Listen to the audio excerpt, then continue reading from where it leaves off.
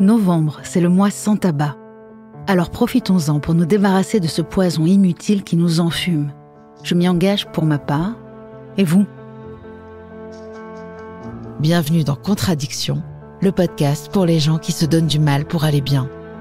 Ce podcast est soutenu par la mission interministérielle de lutte contre les drogues et les conduites addictives. La MILDECA anime et coordonne les actions du gouvernement en matière de lutte contre les toxicomanies. On est tous addicts, énormément de gens dans le monde sont addicts et vont acheter tous les jours les produits de cette entreprise. Donc déjà, c'est une entreprise qui est très riche. Et avec ses moyens, en fait, elle peut influer les décisions publiques de telle manière qu'en fait, elle peut continuer à vendre son produit qui vend de la mort sans qu'on l'embête tellement. C'est une industrie qui ment surtout. L'industrie du tabac, ce véritable champion des records désastreux, se surpasse chaque année. En effet, elle est responsable de 8 millions de morts dans le monde, exploite 1,3 million d'enfants dans ses plantations et disperse 4 500 milliards de mégots dans la nature, tout en coûtant la bagatelle de 156 milliards d'euros à la France. On pourrait presque applaudir cette industrie pour ses exploits si seulement ses prouesses ne nuisaient pas autant à la santé publique, à l'environnement et à l'économie. Mais rassurez-vous, certains se battent en première ligne contre ce fléau, comme Martin Drago, avocat et responsable du plaidoyer de l'Alliance contre le tabac. Avec son équipe, Martin milite pour des mesures radicales et ambitieuses comme la décommercialisation progressive des produits du tabac et de la nicotine à partir de 2032. Une initiative audacieuse qui pourrait enfin protéger nos enfants et notre planète de cette machine infernale à produire des cigarettes et des morts. Se battre chaque jour pour réveiller les consciences, sensibiliser les décideurs politiques et exposer la vraie nature de cette industrie. Non, fumer n'est pas un acte de rébellion ou de liberté, c'est plutôt une soumission silencieuse à une industrie qui prospère en faisant des ravages à tout niveau. À l'acte, il s'attaque à des sujets souvent ignorés, comme l'impact environnemental et sociétal de cette industrie. Et le tout avec des campagnes bien senties, souvent pleines d'ironie, histoire de bien piquer là où ça fait mal. Spécialement pour ce mois sans tabac, je suis heureuse de recevoir Martin Drago. Bonjour. Bonjour. Je suis ravie de vous recevoir et ravie d'avoir découvert l'Alliance contre le tabac par le biais de la préparation de cet épisode.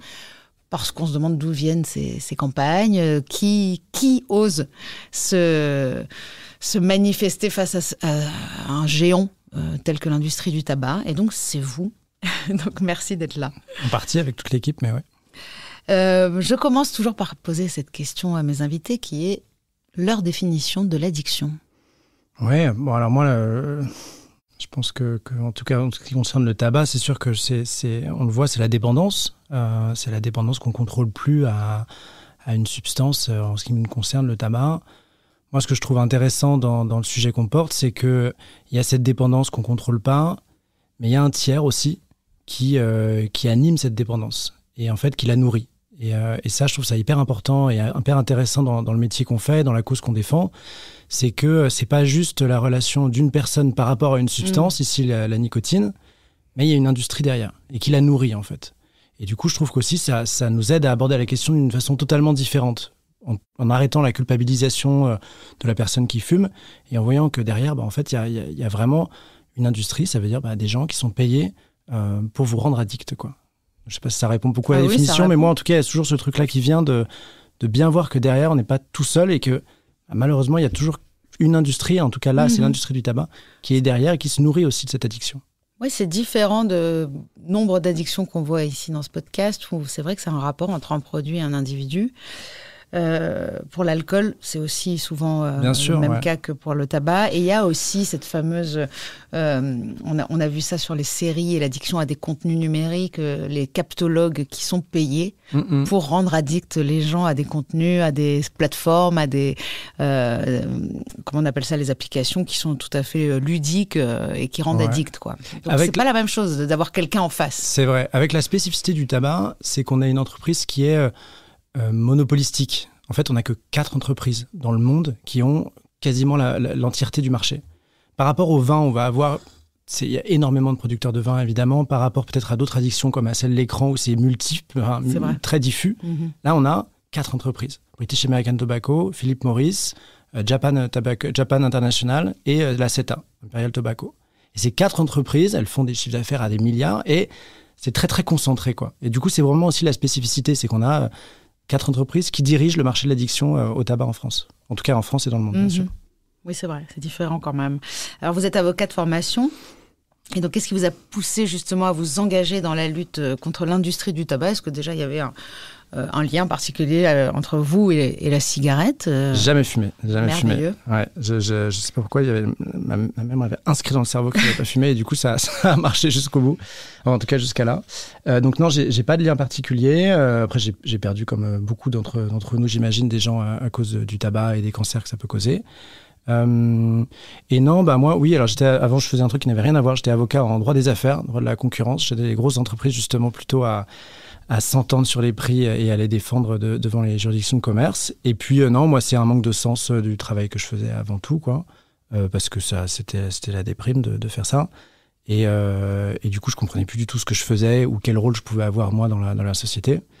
Et du coup, c'est comme ça que je me suis retrouvé un petit peu dans plus la vie associative, où il y a un objectif de sens commun, de sens collectif, qui est beaucoup plus, pas enivrant parce que c'est le mauvais terme, mais je veux dire qui aide vachement à travailler, qui donne un but et un objectif, quoi. Donc c'est pour ça c'est qu'on le bon peut se terme, retrouver. enivrant. Je pense que justement les addicts le savent. Pour s'en sortir, il faut retrouver le sens de la vie, retrouver quelque chose, justement s'enivrer d'autre chose. Donc oui, et puis je pense qu'on est tous là-dedans à chercher le sens. C'est quand même impressionnant de réussir à accumuler autant de morts, de pollution, de scandales en même temps. Quel est le secret de l'industrie du tabac pour réussir à endormir pendant des décennies autant de décideurs politiques, malgré ces chiffres accablants ? C'est une industrie déjà qui gagne beaucoup, beaucoup, beaucoup d'argent. On ne se rend pas compte, mais c'est une industrie qui est plus puissante que Coca-Cola, Pepsi, etc. C'est beaucoup plus puissant. On est tous addicts. Enfin, énormément de gens dans le monde sont addicts et vont acheter tous les jours les produits de cette entreprise. Donc déjà, c'est une entreprise qui est très riche. Et avec ses moyens, en fait, elle peut influer les décisions publiques de telle manière qu'en fait, elle peut continuer à vendre son produit qui vend de la mort sans qu'on l'embête tellement. C'est une industrie qui ment surtout. Je ne sais pas si j'ai déjà vu revenir sur Internet ce mème où on voit, c'était dans les années 90, les 4 majors justement du tabac qui, devant une juridiction quelconque américaine, sont en train de jurer que la nicotine n'est pas addictive et que leur produit, évidemment, n'a pas de problème sur le cancer. Il y avait un film aussi. Exactement, ouais, un film avec Russell Crowe là-dessus et Al Pacino. Ouais. Et du coup, c'est exactement sur cette affaire d'ailleurs. Et du coup, c'est une industrie en fait, qui, grâce à sa richesse, en fait, elle arrive à mentir. Et ensuite, on sait qu'elle ment, on sait qu'elle a menti, et pourtant elle continue, elle existe toujours. Et il faut voir, je ne sais pas, après, c'est des questions de chiffres, mais en Europe, par exemple, le budget global pour le lobby, c'est 20 millions. Je nous donne un exemple, à l'acte, en gros, notre budget sur le lobby qu'on doit déclarer, etc., c'est quelques milliers d'euros. Et parce que, en fait, c'est à peu près mon salaire et celui du reste de l'équipe là-dessus. Là, au niveau de l'Union européenne, c'est plus de 100 personnes qui, tous les jours, n'ont qu'un objectif, c'est de faire survivre cette industrie. Et avec derrière un budget de plus de 20 millions d'euros par an. Et donc ça fait en fait une puissance de frappe qu'on ne voit pas forcément dans les médias tous les jours. On ne voit pas Philippe Maurice qui essaye de nous mentir tous les jours dans les médias, mais n'empêche que ça fait une puissance de frappe qui aide, qui normalise cette industrie. Nous, notre boulot d'ailleurs, c'est justement de dénormaliser le tabac, c'est-à-dire de bien voir que on n'est pas dans la question finalement de la culpabilité d'un fumeur, d'une fumeuse. C'est pas tellement que le problème du fumeur ou de la fumeuse. Non, c'est un problème sociétal d'une industrie qui a plusieurs impacts, etc., dont on parlera après. Mais voilà, c'est aussi pour ça qu'elle arrive toujours à être là. Et c'est toujours, aussi, ça rend le boulot encore plus passionnant et la lutte encore plus passionnante. Parce qu'on se dit, mais comment on fait ? Ça fait depuis des dizaines d'années qu'on sait que ce produit, il est mortel, qui rend addict, etc., qui a des milliards de conséquences. Et pourtant, ils sont toujours là, toujours en place. Et on les voit toujours qui envoient... c'est bête, mais des mails à Matignon, au gouvernement, ils ont leur rendez-vous à la Commission européenne, ils sont toujours acceptés, alors qu'en fait, on sait qu'ils mentent depuis des dizaines d'années. Et ça rend un peu fou, mais du coup, ça rend aussi envie aussi de lutter et de continuer le combat, en tout cas. On se dit que derrière ces industries, il y a des hommes comme vous et moi, qui justement cherchons parfois le sens de nos vies.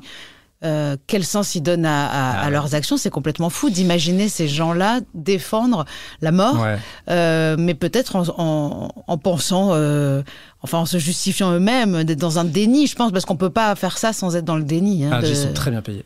Ouais, voilà. Ça, je veux dire, c'est l'argent. Moi, j'en ai vu. Il n'y a que ça. Enfin, j'en vois quelquefois des lobbyistes, etc., de loin, parce qu'évidemment, on ne prend pas des cafés ensemble, mais de loin, il y a quand même ce truc, effectivement, de... aussi d'une industrie un peu mythique du mensonge et du lobbyiste. Donc c'est un peu, il y a une sorte, j'ai l'impression de sacralité un peu de cette industrie, c'est un peu historiquement... voilà. Exactement, ouais. Et du coup, et puis ils sont super bien payés aussi, ça aide, j'imagine, à, y a des gens pas faire attention au sens. Qui n'ont pas besoin de sens, ou alors le sens de la vie devient l'argent.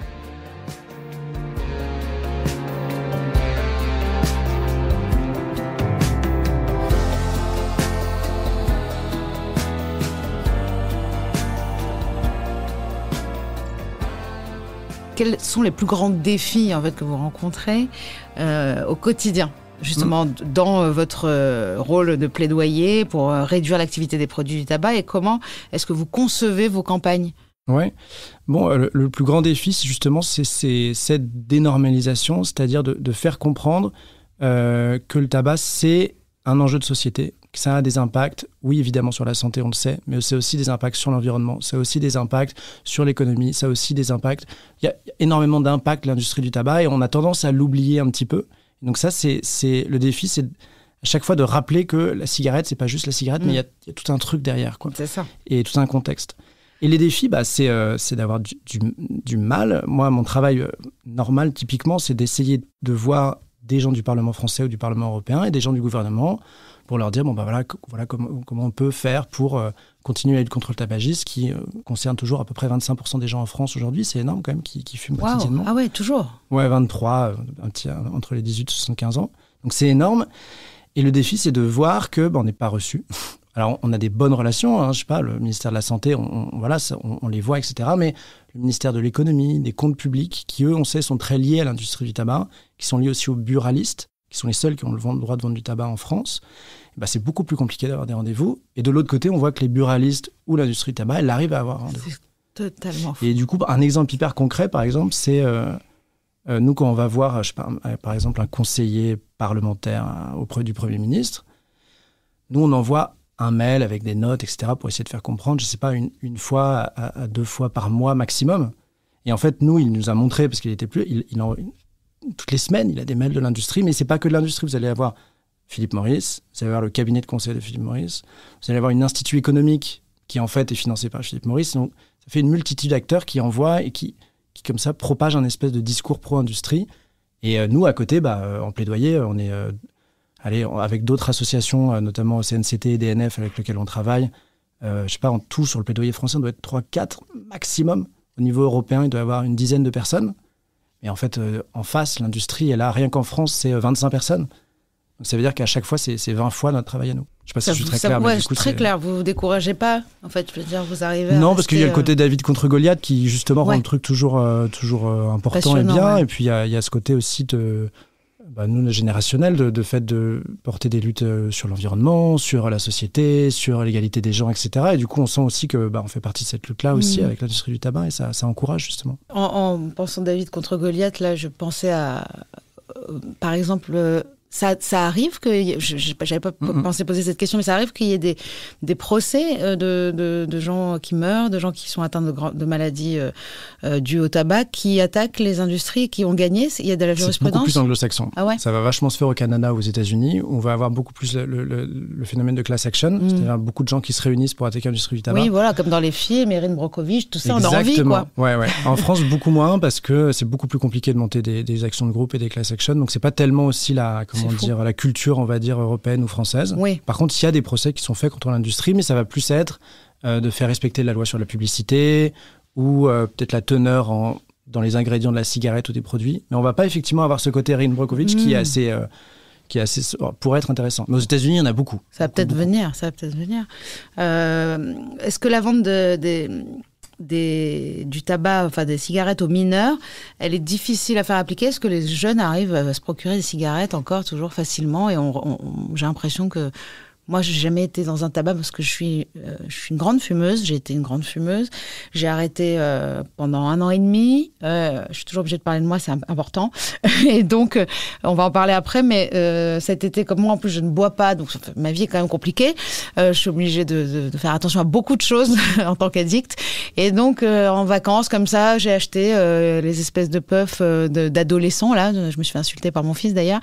Et ça m'a remis petit à petit, sans nicotine, avec nicotine, et j'ai acheté des cigarettes. Hallucinant. Donc là, je suis en train de réessayer d'arrêter. Donc c'est fou.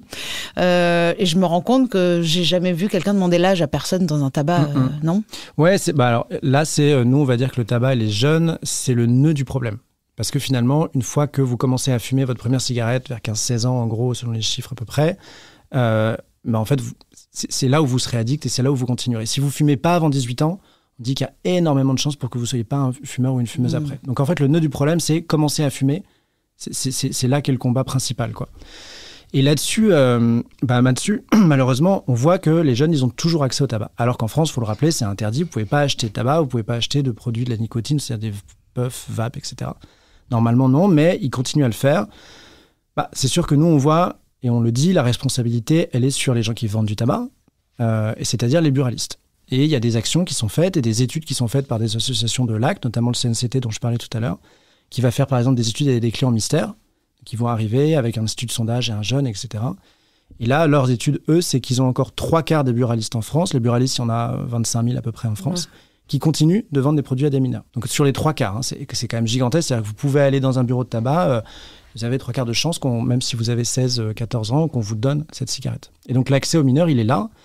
Il continue. C'est pour ça que nous, on mène le combat aussi. C'est pour ça que nos campagnes, dont on parlait tout à l'heure, avec ce ton un peu ironique, quelquefois un peu punchy, il est aussi fait souvent pour parler aux jeunes.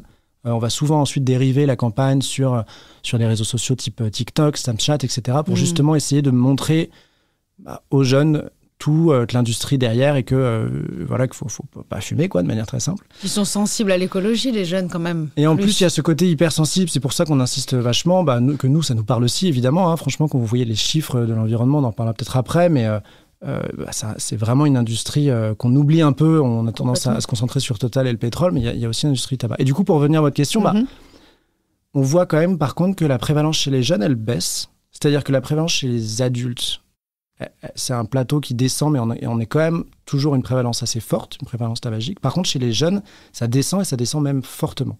Ce qui est plutôt cool, parce qu'on se dit que tout ce qu'on a mis en place en France, le mois sans tabac, le remboursement des patchs et des Nicorette, etc., ça a l'air de marcher. Et l'augmentation du prix aussi, ça joue, évidemment. Et du coup, on voit que les jeunes, quand même, commencent à fumer de moins en moins. Par contre, il y a une autre courbe qui monte, c'est les produits de la cigarette électronique dont on parlait, et qui est un sujet hyper complexe. En tout cas, ce qu'on voit, c'est sûr, c'est que la puff, ça marche bien, la cigarette électronique, ça marche bien, et on a un marketing de cette industrie de la nicotine qui est quelquefois distincte, quelquefois la même que l'industrie du tabac, qui marche bien sur les jeunes, et qui est faite pour ça. Vous avez des puffs Power Rangers, des puffs licorne, tout ça. C'est pas pour les fumeurs qui veulent arrêter de fumer, c'est pour essayer d'attirer de nouveaux clients, quoi. Mais ces gens-là qui produisent ces puffs, c'est qui ? C'est aussi... Vous avez deux distincts. Alors, de plus en plus, c'est l'industrie du tabac. L'industrie du tabac, elle a ses propres produits de la cigarette électronique. Et on les laisse faire ça. En fait, on les laisse amener des produits qui sont ciblés pour les jeunes. Exactement. Alors, techniquement, la vente est interdite. Donc, oui, bien en fait, sûr, ça va juste être, normalement, et ça va tout être dans l'application de la loi, de la régulation. Et nous, le problème, justement, ce qu'on a, c'est de faire appliquer la loi. C'est-à-dire que la publicité pour le tabac, normalement, et pour les produits de la nicotine, c'est interdit. Mais en fait, vous les retrouvez quand même sur TikTok parce que l'industrie juste ne respecte pas la loi, en fait. C'est juste ça. Ils utilisent des influenceurs ? Ils utilisent évidemment des influenceurs. Ça va être aussi la publicité de tournée. On va aussi avoir un problème culturel, c'est-à-dire que maintenant, notamment dans des séries et des films, vous allez aussi avoir la normalisation de la vape chez les jeunes, parce qu'on sait aussi que le cinéma, la place de la cigarette et du tabac dans le cinéma a énormément joué et vraiment est un facteur majeur du fait que les jeunes se mettent à fumer. Là, on commence à avoir des séries avec des vapoteurs et des vapoteuses. Et donc, du coup, oui, ça influe. Et aussi, on est une industrie toujours dans cette normalisation d'un nouveau produit. Oui, c'est ça. Dénormaliser. Et les produits du tabac chauffé, qui sont aujourd'hui considérés comme moins nocifs. J'ai vu Philippe Maurice qui avait fait ce truc-là. IQOS, ouais. Ouais. Alors, du coup, moi, j'aime bien il faut se faire le schéma dans la tête. C'est assez important. Ouais. Vous avez les produits du tabac classiques.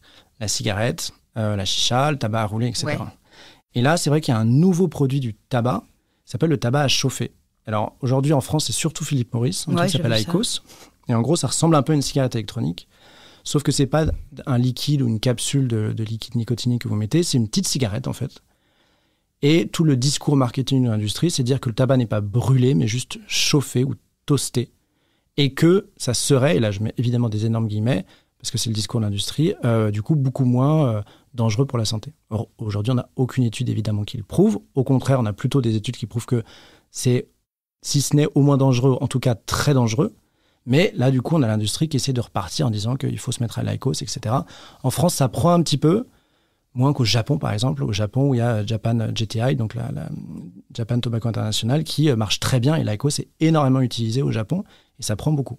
Donc voilà, donc c'est un truc où... Et évidemment, aujourd'hui en France, on a la chance que le cadre, la régulation, la loi considère l'IQOS et le tabac chauffé comme du tabac classique. D'accord. On a toutes les mêmes règles qui s'appliquent, aussi bien même en termes de fiscalité, etc. etc. Par contre, à côté, vous avez la nicotine, enfin l'industrie de la cigarette électronique, où là, vous allez voir la cigarette électronique, donc un produit qui chauffe un liquide nicotiné. Dans la cigarette électronique, vous avez la cigarette électronique qui ne se recharge pas. C'est ça qu'on appelle la puff, c'est les cigarettes électroniques qui se jettent. Vous la fumez et en 24 heures après, vous la jetez avec la batterie, etc. Donc ça, on va en parler parce que c'est un espèce de vous avez scandale environnemental. D'autres produits à côté. Là, nous, on est beaucoup sur les sachets de nicotine, c'est-à-dire des petits sachets de poudre de nicotine. Ça y est, c'est en France, ouais, vous avez un Buraliste, etc. Je croyais que ça avait été interdit. Parce que c'est un autre truc qui est interdit, c'est les sachets de poudre de tabac, le snus. Ça, c'est en France, c'est interdit. Sniffer, ça, non, parce qu'il y a eu tellement de choses qui sont sorties aberrantes. C'est hyper sensuel. Vous le mettez comme ça sous la langue. En Espagne, apparemment, c'est une folie. On n'a pas le droit de fumer en terrasse, mais par contre, on se met ça. Aussi, dans le sport, on le voit beaucoup. Alors, les sachets blancs, je parle des sachets blancs de nicotine blanche. C'est un ravage pour les dents et les gencives. Alors, quand c'est du tabac, oui. Et puis surtout, en fait, il y a énormément de systèmes nerveux dans la gencive. Donc, du coup, l'impact est très fort. Oui, bah oui. Et puis en fait vous branchez de la nicotine directement, c'est un énorme shoot et ça a du succès. Ouais. Du coup ça c'est assez fort et donc voilà, c'est un peu les produits. Et puis en fait à partir du moment où on va avoir l'industrie qui a compris la facilité du liquide nicotinique, en fait on a une ribambelle de produits sans fin. Vous allez sur internet, maintenant on trouve des cure-dents à la nicotine. En fait c'est juste des cure-dents qui sont on pense trempés dans un liquide nicotinique et en fait c'est bon. C'est comme le CBD, maintenant on a tout. Vous avez tout, voilà, c'est ça. Sauf que derrière, il y a aussi la nicotine, il ne faut pas l'oublier, c'est un poison qui est classifié comme tel au niveau français et européen. Les impacts environnementaux dont on parlait, c'est principalement à cause de la nicotine. Est-ce que vous pouvez justement nous faire juste un petit cours de je sais pas, en tout cas de quoi, de chimie? Non, mais la différence entre la nicotine, le tabac, est-ce que le tabac c'est une plante cancérigène? Quelle est la différence entre les deux? Ça va plutôt être donc la nicotine est dans le tabac, mais ce qui va être cancérigène, c'est les produits qui sont faits avec toute la cigarette, tous les autres produits que vous avez dedans. C'est ça qui va déclencher surtout les problèmes de santé qu'il y a derrière. La plante du tabac, elle n'est pas cancérigène, par exemple dans les tribus où les gens la mâchent, par exemple. Après, je ne veux pas dire de bêtises trop, mais en tout cas, le côté cancérigène, c'est vraiment les autres produits qui font la cigarette. Okay. Par contre, le côté nicotinique, c'est sûr que c'est ça qui rend addict. D'accord, c'est pas ça qui est cancérigène, c'est ça qui rend addict. Exactement. Vous fumez votre cigarette parce que dedans, il y a la nicotine qui vous rend addict. C'est une substance qui est extrêmement addictive, une des plus addictives au monde. Oui, c'est ce qu'on a vu. Oui. Et du coup, en fait, tous ces produits nicotiniques à côté, c'est des produits qui sont destinés à être rendus addicts, qui ont du coup des effets de l'addiction, c'est-à-dire sur la santé mentale, la dépression, etc. Vous connaissez ça mieux que moi. Et derrière, avec des risques, en fait, qu'est-ce que ça va donner? Ça peut être aussi des portes d'entrée vers le tabac. Alors les études sont encore en discussion là-dessus, parce que c'est pas forcément quelque chose qu'on voit tout de suite. C'est-à-dire que c'est pas parce qu'un jeune puff qui va tout de suite aller vers le tabac. Par contre, ce qu'on sait pas, c'est les effets à long terme de ces produits. En fait, le tabac et l'effet cancérigène, on a mis des dizaines d'années à voir que ça faisait du cancer du poumon. On s'est rendu compte vers les années 50, 60. Ensuite, il y a eu tout un lobby de l'industrie pour dire mais non, pas du tout, c'est pas nous. Voilà. Et c'est plutôt finalement vers les années 90-2000 où on a dit ok, si, c'est cancer du poumon, cancer, enfin, c'est énormément de problèmes derrière. Et là, le marché de la vape, il est là depuis 5-10 ans. Et il est très, très compliqué aussi à étudier parce que vous avez des milliers d'arômes. C'est-à-dire que qu'est-ce que ça fait au niveau santé si le matin, je fais une puff arôme licorne et puis ensuite, je vais prendre un sachet de nicotine et je vais vapoter ensuite vapeur menthe. On ne sait pas trop sur une dizaine ou une vingtaine d'années après. Ça doit dépendre aussi du liquide, la qualité du liquide, la qualité de la cigarette électronique. Exactement, ouais. Donc, et puis je pense qu'on va mettre encore 50 ans au moins pour savoir. Donc c'est ça, il y a aussi un principe d'un peu de précaution, de se dire, attendez, en fait, on va peut-être pas commencer à lancer tous ces produits alors qu'on ne sait pas, et que ça vient aussi d'une industrie dont on sait qu'elle ment depuis le début, quoi. Donc la laisser renormaliser un nouveau marché, des nouveaux produits. Et le pire, c'est que derrière aussi, elle va se présenter comme un acteur de santé. Oui, parce que les addictologues aussi préconisent le patch, puis la vape. Ce qu'il faut voir aujourd'hui, c'est que la cigarette électronique, c'est reconnu comme un outil d'arrêt et un outil de sevrage tabagique. Et ça, personne ne le conteste. Sauf il y a plein de gens qui l'utilisent. La vape. En tout cas, c'est aujourd'hui ce qu'on dit, les études et tout le monde, que c'est quand même un outil d'arrêt. Nous, ce qu'on va dire de notre côté, c'est cool, c'est un outil d'arrêt. Mais dans ce cas-là, il faut un professionnel de santé, il faut un tabacologue ou un addictologue qui vous aide à arrêter petit à petit et que les doses de nicotine diminuent, etc., etc. Il faudrait mais pas des sache... puffs licornes qui clignotent quand vous jouez ça, avec, on va en parler avec vraiment. dessus, quoi. On va en parler. Mais il y a aussi cette idée de tabagisme passif dont on connaît aujourd'hui les méfaits avec la cigarette. La clope électronique, jusqu'à il n'y a pas longtemps, on pouvait fumer dans les aéroports, partout, parce qu'on se dit c'est de la vapeur d'eau. Aujourd'hui, je vois que c'est interdit plus ou moins partout, donc il y a bien une raison. Il y a ce principe de précaution. Au cas où, ça va être nocif. Parce que aussi il y a des études qui montrent, alors qui sont contestées, mais c'est très compliqué parce qu'on est dans un milieu où il y a énormément de pression de lobby, le lobby de l'industrie du tabac, le lobby de l'industrie du nicotine. Donc dès que vous sortez une étude qui dit on a trouvé un effet sur la santé de la vape, là où vous faites sur Internet, etc., c'est vraiment l'enfer, vous faites allumer énormément. Et puis il y a aussi l'aspect de la normalisation du geste. Et c'est ça aussi pour ça. C'est que c'était en fait pourquoi vouloir absolument normaliser le geste de fumer ou de vapoter. C'est aussi ça l'intérêt d'interdire dans les espaces publics.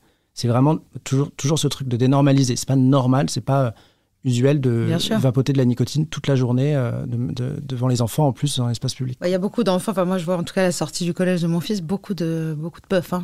J'ai vu ça ce matin, moi. On vient chercher ma fille, c'est fou. Toutes les puffs. Je suis contente que mon fils trouve ça ridicule et qu'il soit du clan de ceux qui se moquent de ceux qui ont des puffs. Donc pour l'instant, c'est cool.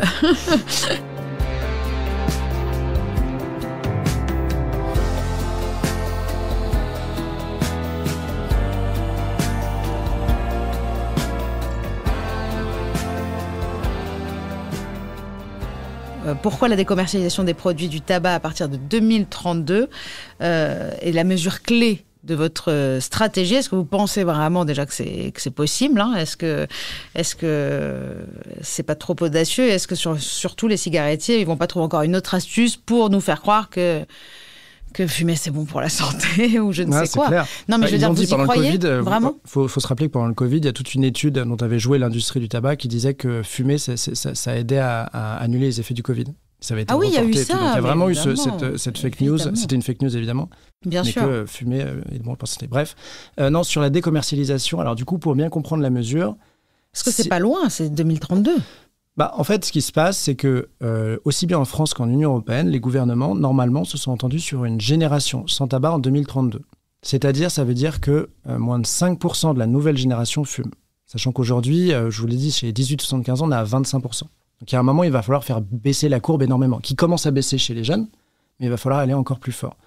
Et du coup, l'idée de la décommercialisation, c'est de dire, ce qui s'appelle un peu la fin du jeu dans le milieu du contrôle du tabac, le endgame, c'est de dire... la génération qui est née en 2014, même quand elle aura 18 ans en 2032, elle ne pourra pas acheter de tabac. Et en fait, c'est de faire chaque année, à partir de maintenant par exemple, 2032, de hausser l'interdiction légale d'acheter du tabac. Et donc c'est de dire, les gens qui aujourd'hui fument, on n'est pas dans un principe de prohibition, comme par exemple avec l'alcool aux États-Unis, etc. Si malheureusement ils sont addicts et qu'ils veulent fumer, ils peuvent continuer. Par contre, c'est renverser la question de se dire pourquoi on voudrait que nos enfants aient accès à ce produit. Et du coup, de continuer à hausser chaque année l'interdiction de vente aux mineurs. Et je dis bien interdiction de vente et pas interdiction de consommer. C'est-à-dire, c'est aussi pas vouloir... l'intérêt, c'est pas de sanctionner la personne qui fume, c'est toujours de sanctionner la personne qui vend. Oui, on va pas pénaliser... C'est ça, exactement. Et du coup, cette mesure-là, c'est vrai qu'au début, même moi, quand on avait entendu parler à l'âge, je me disais, c'est super fort quand même. On a tout de suite l'idée de la prohibition, l'idée de l'atteinte à la liberté de fumer...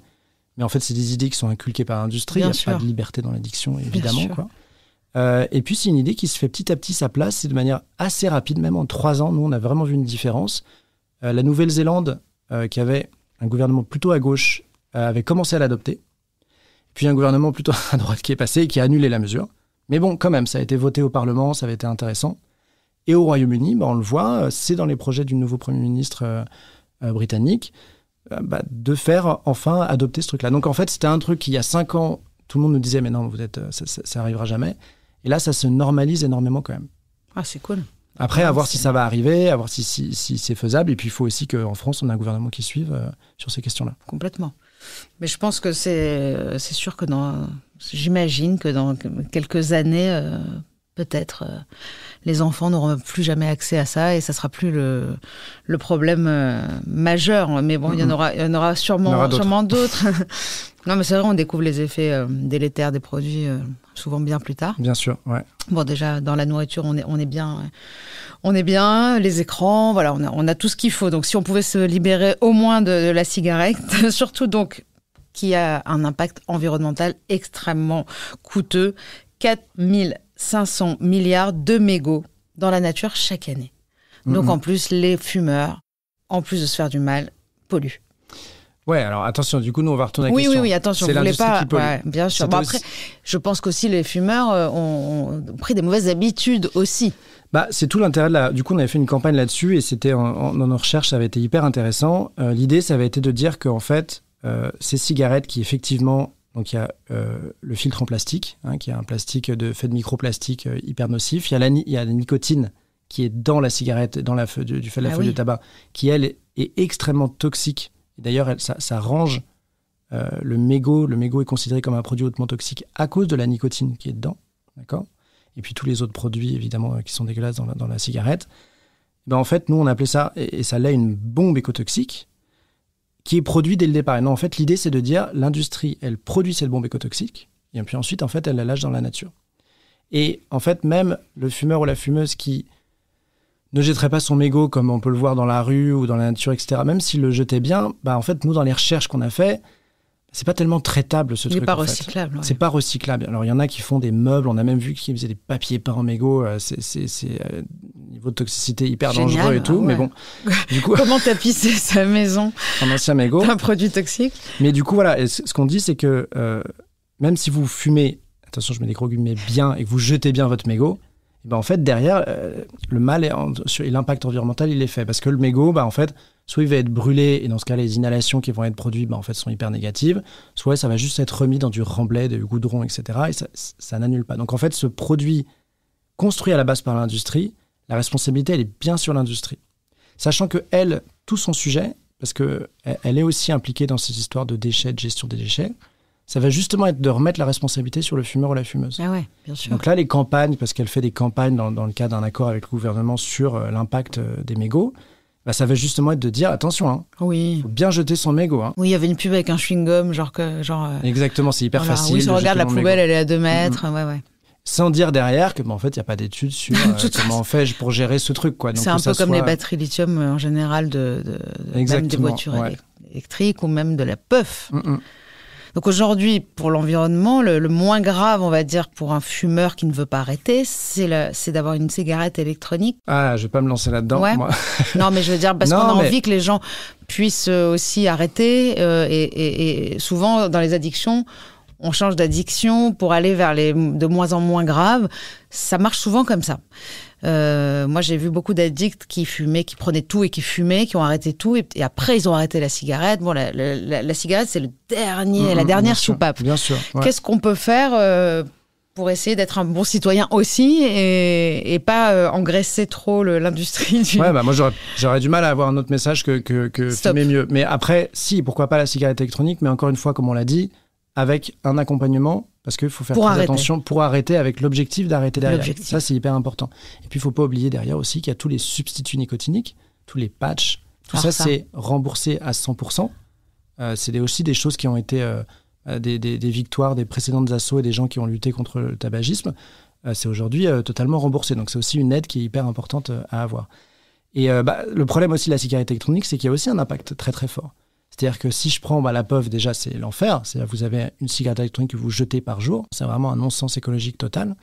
Et ensuite, la cigarette électronique, on va retrouver aussi le problème de la capsule et du liquide nicotinique que vous allez jeter, etc. Et puis tous les produits qui vont composer votre cigarette électronique, qui sont des DE, des déchets d'équipements ménagers avec des problèmes de batterie, etc. Donc, c'est pas non plus...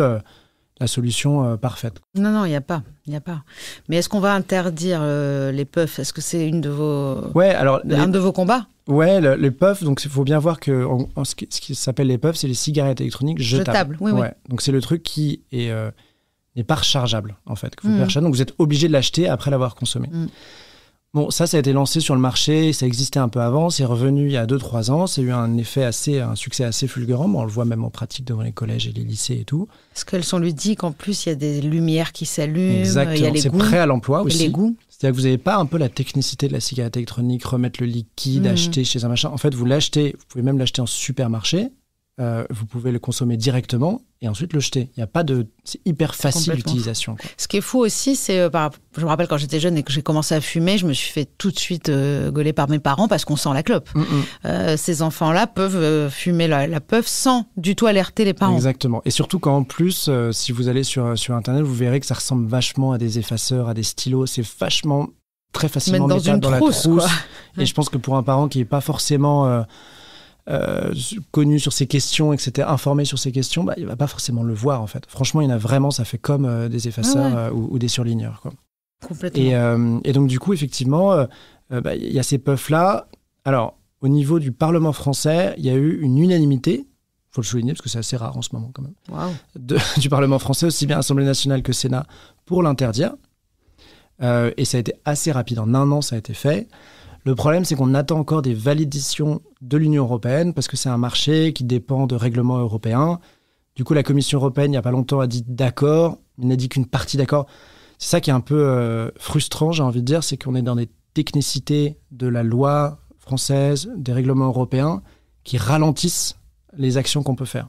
Et il faut voir aussi que ce ralentissement, cette complexité législative de devoir passer par des autorisations, machin, c'est aussi une action de l'industrie du tabac. De complexifier. Là, on veut interdire la puff rapidement. Tout le monde est d'accord en France, mais en fait, c'est lent à faire. Ce qui fait qu'aujourd'hui... Gagne du temps. Exactement. Ce que je veux dire, aujourd'hui, dans les faits, c'est toujours vendu en France. Alors, évidemment, l'industrie s'est déjà un peu mis à adapter ses chaînes de production là-dessus. Et en fait, va juste mettre que c'est rechargeable par câble USB, etc. Donc, elle va vite adapter ses produits pour rester dans ce produit facile, marketé pour les jeunes, etc., mais juste essayer de trouver un peu la faille dans la loi pour derrière continuer. Ça n'empêche que c'est quand même une victoire, l'unanimité, ça montre que voilà, c'est un sujet qui porte encore, qu'on peut encore se mettre d'accord sur des trucs importants. Ouais, parce que je pense que c'est quand même les enfants qui sont le plus vulnérables, les ados qui sont le plus vulnérables aussi pour faire comme les autres, parce que c'est un phénomène de mode. C'est vraiment l'argument qui a joué au Parlement, je trouve. C'est la mode. C'est le truc sur les jeunes. En fait, on allait chez les parlementaires, on leur montrait des photos de puffs. Il y a vraiment des puffs Power Rangers et en fait c'est avec un taux de nicotine à 20 mg par millilitre qui est énorme au-dessus des réglementations. Wow. En fait, on se dit mais pourquoi ils construisent ça quoi. Là vous en avez même maintenant des puffs où vous pouvez jouer. Alors je me suis rendu compte que les plus jeunes ne savaient pas, c'était au Snake là, vous savez sur le Nokia. C'est pas vrai, comme le Nokia. Voilà. Et du coup là vous pouvez faire un petit serpent, un petit jeu sur votre puff. Et du coup, c'est une gamification de l'addiction et de la nicotine qui donne envie de... Il y a un marketing de ouf. C'est ça. C'est terrible. Du coup, j'ai plutôt envie de vous demander, déjà, le message que vous souhaitez adresser, quelles sont vos priorités aujourd'hui, qu'est-ce que vous aimeriez rajouter à cet entretien? Ce qu'il faut voir, c'est qu'il y a un système en France qui est assez positif, en tout cas sur la question du tabac et de l'addiction, c'est qu'une bonne partie des taxes sur la cigarette va directement à un fonds qui s'appelle le Fonds de lutte contre les addictions. Okay. Et ce fonds, il représente plusieurs millions. Et il va alimenter beaucoup de travail des institutions, du gouvernement et puis de la société civile sur la question des addictions. Donc nous, on est financé via ce fonds et financé de manière assez importante pour justement aller chercher et faire des campagnes qui puissent être impactantes, sur lesquelles nous, on n'a pas les compétences en interne. L'Alliance contre le tabac, on fédère une vingtaine d'associations. Mais on est 7 ou 8 salariés, on est très peu finalement. Et donc du coup, ces compétences, on va aller chercher ces agences de communication et de conseil qui vont nous aider, mais qui demandent un budget. Et ce budget, il est là grâce au fonds de lutte contre les addictions. Donc ça, c'est vraiment super. Et c'est un fonds de lutte qui est financé de manière très importante, qui était étendu maintenant aussi bien aux addictions substances que sans substance, c'est-à-dire l'écran, les jeux, etc. Donc ça, c'est assez cool. Vous faites appel aussi à des boîtes de pub, quoi. On fait appel à des agences de communication qui vont nous aider. Et puis en fait, je prends la dernière campagne sur les JO à Paris. En fait, il faut aller les mettre dans les métros, il faut aller les mettre dans les gares, des affiches, etc. C'est des compétences qui demandent un budget, une connaissance que nous, on n'a pas en interne. Donc, effectivement, on va les chercher là-dessus. Mais après, on les conçoit avec eux, avec les agences. On fait aussi à chaque fois des pré-tests et des post-tests, c'est-à-dire de voir si ça a un effet, si ça a bien marché, est-ce que c'est un effet sur les jeunes, est-ce que les jeunes l'ont entendu, etc. Tout ça pour évidemment voir et affiner et puis continuer à être impactant sur ces questions-là, quoi. Donc ça, c'est important. Ok. Le message ensuite, je pense que j'aimerais avoir, moi c'est vraiment ce truc de dire qu'on l'a déjà dit au début, mais qu'on est dans un sujet de société et qu'on n'en a pas forcément conscience. Et que quand on fume sa cigarette, on a plus l'impression d'être dans son addiction entre soi et la cigarette. Et que non, en fait, ça nous concerne un peu tous, même moi qui ne suis pas fumeur, je suis concerné par ce problème-là. Parce que ça fait quand même toujours 75 000 morts par an en France. Hein. C'est quand même la première cause de décès évitable en France aujourd'hui. Donc c'est toujours un impact énorme. On a quand même toujours quasiment un quart des adultes qui fument tous les jours. Donc ça nous concerne. Ça nous concerne aussi parce qu'au niveau environnemental, ça a un impact gigantesque. Vous avez parlé des mégots et des millions et milliards de mégots qui sont disséminés dans la nature. On a aussi un énorme problème de déforestation. Le chiffre que nous, on sort souvent, c'est que 5% de la déforestation dans le monde est due à l'industrie du tabac pour faire ces champs de tabac, justement. Et donc, c'est un peu ce truc de dire, il y a un sujet politique. C'est aussi un sujet politique. On n'est pas juste dans une question de la culpabilité du fumeur ou de la fumeuse. C'est un sujet politique dont aussi il faut se saisir. Et ça peut aider aussi les fumeurs aussi à avoir vraiment une vision plus large du problème et du coup de se dire est-ce que j'ai envie d'être le pigeon en fait de cette industrie et justement de comprendre qu'on n'est justement pas libre du tout, qu'on est soumis à une industrie qui nous a eu en fait. Exactement. Tout simplement. Après moi c'est hyper personnel mais c'est comme qu'on peut avoir des réflexions quand on va à McDo, par exemple, ou des grosses industries comme ça qu'on sait polluantes, ou des moments où on va avoir une culpabilité, je sais pas. En fait, on devrait avoir la même sur la cigarette, alors qu'on l'a pas tout le temps. Je pense qu'on oublie souvent derrière que votre cigarette, c'est Philip Morris, une industrie gigantesque qui a ses lobbyistes à Bruxelles, etc. Et c'est quelque chose qu'on n'a pas forcément conscience. En fait, tu nourris le monstre en toi, comme disait Alan Carr dans son livre. Moi, je trouve qu'il marche très bien, d'ailleurs. On est quand même dans le mois sans tabac. Je vais le relire et je conseille. Je ne sais pas pourquoi il fonctionne, mais il fonctionne parce qu'il nous dit bien qu'on nourrit un monstre en nous avec la première cigarette et après, en fait, on ne fait que soulager le manque qu'elle a créé. Donc, il n'y a aucun véritable plaisir. Mais on nourrit aussi ce monstre-là qui est l'industrie du tabac et on n'a pas envie, n'est-ce pas ? Non, faut plutôt éviter. Ouais, voilà, évitons. Allez, tous contre le tabac. Merci beaucoup, Martin Drago. Merci à vous, merci pour l'invitation. C'est un plaisir.